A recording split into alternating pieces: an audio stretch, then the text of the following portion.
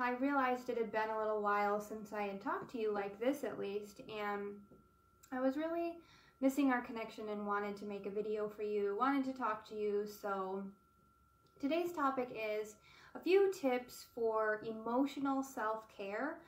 Some of us can get good at of body self-care, keeping ourselves fit and healthy, but we shouldn't forget our emotional health. And I feel that I've spent a lot of time either beating myself up for emotions or feelings that I had, maybe over-analyzing, doing a lot of over-feeling of emotions. So I have learned a few things and some strategies that I wanted to try and pass on.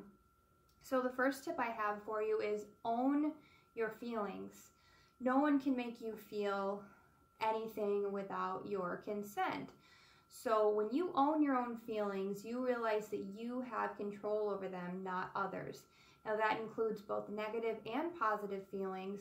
So try your best to avoid statements like, you make me feel bad, or you make me feel bad about myself. That really isn't true, because what people do to you, only you are the one who has the control over the feelings that you feel by those things. Yes, people can upset you, people can be rude, people can hurt you, but you're the one who is feeling the emotion, not them. That also comes for happiness as well. Try your best not to wrap up all your happiness or all your positive feelings in others either.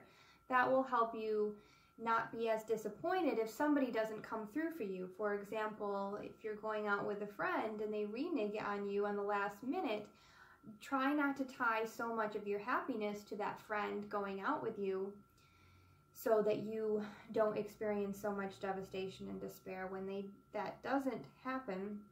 So just try your best to feel happy anyways, accept it, and move on. Do something else with your time. Next tip is to take time to reflect. I feel that I am in much more control of my life, myself, and my emotions when I take deliberate time to reflect. Now that can be in meditation, that can be in workouts, that can be sitting on your porch having coffee in the morning. It can happen in the morning or at night or any time in the day. And it doesn't have to be long. It can be 5 minutes, it can be 50 minutes, and it can be split up amongst the day. But just take time to deliberately reflect on how you feel, what you're up to, and what you want for your day or what you want for the following day. I think that will help you stay in a lot more control of your emotions and how you feel during the day if you give that to yourself, that time to reflect. Next one is label your feelings. Sometimes we are not exactly sure how we feel, so try your best to really understand how you're feeling about something. If you're feeling frustrated, label that.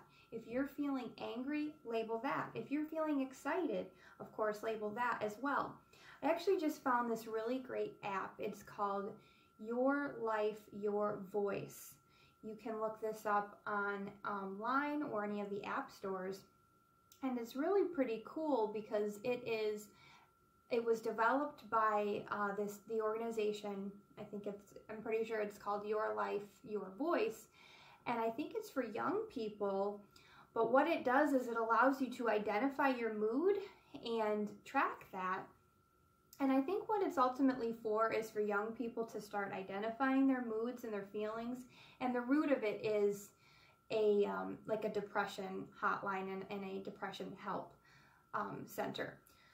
But if that's not how you're feeling, if you're not feeling depressed, I think it still could be helpful for you to help learn to identify your feelings. But just as a side note, I think it's a great thing for young people to start identifying their feelings. And if they are feeling any sort of depression or other thoughts, negative thoughts, then this is an app and an organization that could help them. So check it out just if you'd like to. And the last tip I want to mention is experience your feelings, good and bad. Truly feel them, be in them, and don't wish them away. I think we live in a culture that is Oh, you're in a bad mood. Oh, let me cheer you up. You approach someone, they're not smiling. Oh, smile. Well, no one can be happy 24 hours a day. And it's just not normal, and it's a really bad expectation to put on yourself and for others to put on you. You're human. We experience a lot of emotions. We have a lot of chemicals at work and a lot of external factors that are bringing have different moods to us throughout the day. Sometimes you just feel like you can't cope, and that's fine. You know, I have days like that. I feel like I have really good mental health, but I have days where just everything gets under my skin. And you know what? I just label that as a day like that, and I say it'll be better tomorrow, and if it's not better tomorrow, it'll be better the next day. And just accept that those days may happen, and accept that those moods may happen. Experiencing your feelings is like flexing those muscles, and then it begins to build more strength.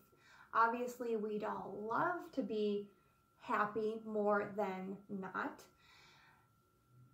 But when you do feel something on the negative end of feelings, just be with it. Don't try to wish it away. Just experience it. So then when it happens again, you're more able to cope with the fact that you're not having the greatest day. You know, if you don't expose yourself and truly feel those feelings, then it becomes hard to really experience them the next time. And they're going to come up. We all know that. Life ebbs and flows. And again, those ebbs and flows are normal. I just want to mention, if it's not 1 to 2 days that you feel like you're not out of that, if it's going on for weeks at a time, I am not a therapist, but I'm here to tell you to seek help, talk with somebody that can possibly get you some kind of resources that are going to help you live a healthy mental life. So those are my 4 tips that I have for you today for good emotional self-care, and they are: own your feelings, make time to reflect, label your feelings, and experience your feelings fully. If you guys have any other questions for me, please let me know in the comments, and I will talk to you soon. Thanks for watching.